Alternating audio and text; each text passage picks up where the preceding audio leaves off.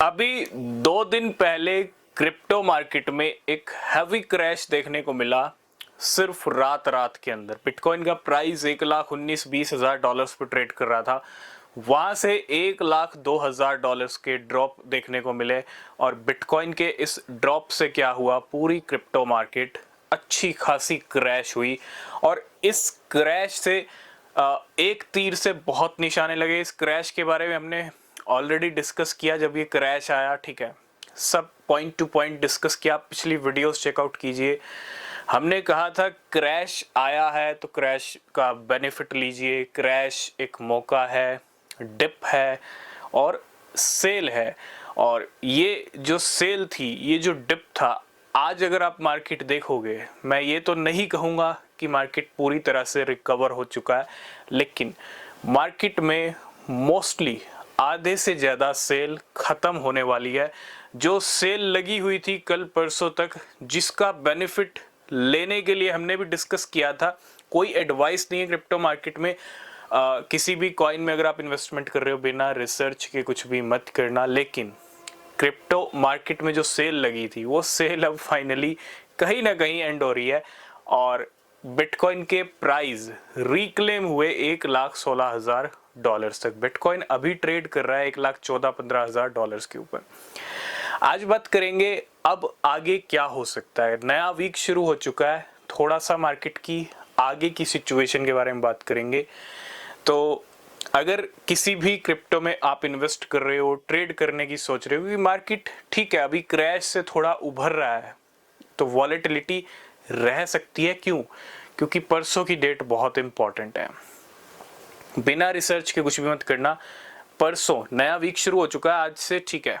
आज एक अच्छी न्यूज़ भी आने वाली है, किसी भी टाइम आ सकती है, जो माइकल सेलर की तरफ से आएगी कि बिटकॉइन कितने खरीदे गए हैं, ठीक है। Sunday Monday fix good news है। तो जितने बिटकॉइन की शॉपिंग होगी वो अपडेट आपको मिलेगा टेलीग्राम चैनल पे, नीचे लिंक है, ज्वाइन कर लेना। तो अच्छी न्यूज़ आ रही है, बिटकॉइन का रश चल रहा है और स्ट्रेटजी के साथ साथ बहुत सारी कंपनीज 24 से 48 घंटे में बिटकॉइन परचेज कर सकती हैं, जो रश हर वीक कंटिन्यू चल रहा है। तो ये तो होगी अच्छी न्यूज़ की बात। लेकिन नया वीक शुरू हो गया है, बिटकॉइन के प्राइस 1,16,000 डॉलर तक आ गए हैं। थोड़ा सा क्रैश अब फीका फीका लग रहा है, ठीक है। और अब क्या हो सकता है, अब अगर हम देखें तो 15 अक्टूबर की जो डेट है वो बहुत इंपॉर्टेंट है। अब अगले 24 से 48 घंटे आपको इंतजार करना पड़ेगा। ठीक 48 घंटे बाद परसों इवनिंग में सीपीआई डेटा आने वाला है सितंबर मंथ का। अब सितंबर मंथ का सीपीआई डेटा बहुत इंपॉर्टेंट है। सीपीआई डेटा से पहले ही अच्छा खासा क्रैश देख लिया है, तो हम सीपीआई डेटा आने से पहले, क्योंकि 24 से 48 घंटे बाकी हैं, तो हम एक्सपेक्ट कर रहे हैं मार्केट में राइड देखने को मिल सकती है। हो सकता है थोड़े बहुत लिक्विडेशन लॉन्ग्स के यहाँ पे हो जाएं, क्योंकि मार्केट नीचे से उठ के आया है, ठीक है। जब ड्रॉप आया था तो वो सडन था, एकदम से आया था और मार्केट काफी टाइम तक एक ही रेंज में बना हुआ था। तो अब मार्केट यहाँ से पंप कर रहा है, बिटकॉइन का प्राइस यहाँ से जंप कर रहा है नीचे 1,10,000 11,000 डॉलर से। तो हो सकता है छोटे मोटे लिक्विडेशन, छोटी मोटी राइड, छोटी मोटी वॉलेटिलिटी रहे। मैं ये तो नहीं कहूँगा कि मार्केट अब यहाँ पे बिल्कुल चलता रहेगा, लेकिन हाँ गेम छोटे मोटे हो सकते हैं, तो थोड़ा उससे अलर्ट रहना। लेकिन हाँ, अब सब डिपेंड करता है 15 अक्टूबर की डेट के ऊपर, यानी जो सीपीआई डेटा आएगा वो कितना आएगा। अगर सीपीआई डेटा अच्छा खासा कम आता है, जो कि अभी तक वैसा मज़ा नहीं आया सीपीआई डेटा में कि बहुत कम आ जाए सीपीआई डेटा। सीपीआई डेटा अगर अच्छा खासा कम आता है तभी मार्केट में और नज़ारे अच्छे हो सकते हैं। बाकी ये क्रैश धीरे धीरे फीका होता रहेगा, फीका होता जाएगा।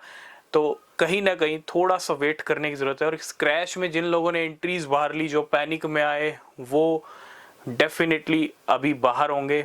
और जो इस क्रैश को टिके रहे, सरवाइव करना बहुत ज़्यादा ज़रूरी होता है, जो क्रैश में टिके रहे उनके लिए रिजल्ट वापस शानदार हो सकते हैं। तो कहने का मतलब ये है, वेट करना, ठीक है। वापस से अक्टूबर वाला माहौल चल सकता है और 15 अक्टूबर का इंतज़ार करना। सबसे पहले वेट करेंगे सीपीआई डेटा का, कितना सीपीआई डेटा आता है, ठीक है। सब कुछ सीपीआई डेटा पे डिपेंड करता है आगे क्या होगा। तब तक के लिए बाय।